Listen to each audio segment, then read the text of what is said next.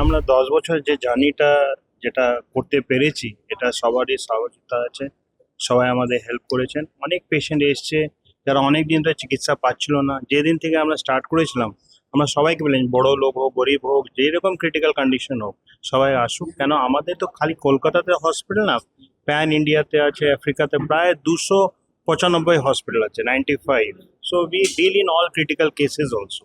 তা আমার কাছে অনেকগুলো পেশেন্ট যারা সাউথ ইন্ডিয়া যেতেন ট্রিটমেন্ট জন্য, রেটিনার জন্য, কর্নিয়ার জন্য, এবার ওখানে না গিয়ে দরজা কাছে আমাদের কলকাতায় চিকিৎসা হচ্ছে। ডাক্তারবাবু আছেন, ম্যাডাম আছেন, they are very renowned cataract surgeon. Cataract surgery, ছানি অপারেশন একটা তো আছেই।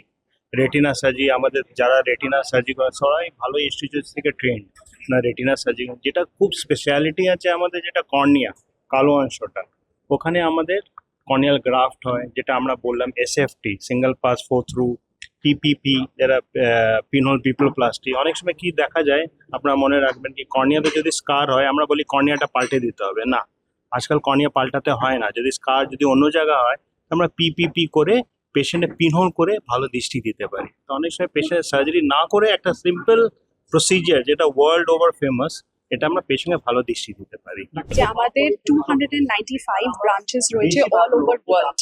আর আমাদের যে পাইনিয়ার, যে সিইও, সে হচ্ছে ডক্টর অমর আগরওয়াল স্যার, যে অনেকগুলো এমনি একদম ইনোভেটিভ পার্টিকুলারলি সার্জারিজ গুলোকে ইনভেন্ট করেছেন, যেটা খালি আমাদের দেশের বুকে নয় বাট ওয়ার্ল্ড ওয়াইড ফেমাস।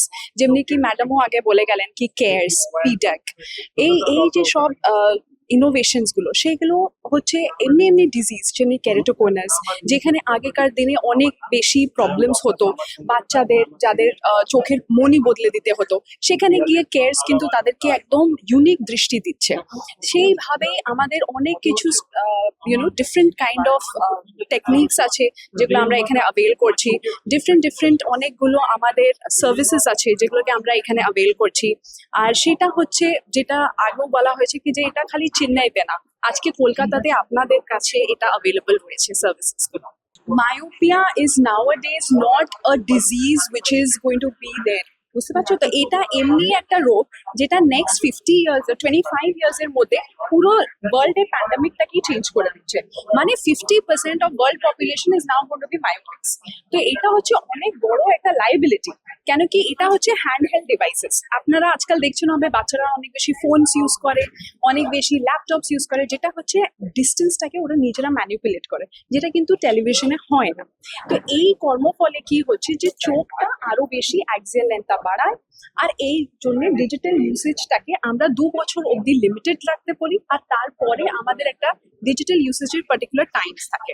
যেই বাচ্চার চশমা নম্বরটা থাকে, সেই বাচ্চাকে নিশ্চয়ই 3 বছরের পরে এভরি ইয়ারলি একটা আই চেক আপ করবা উচিত। সেটা স্কুলেও টিচার্সদেরকেও ট্রেন করা হয়, সেটার জন্য আলাদা আলাদা বিভিন্ন প্রোগ্রামস থাকে।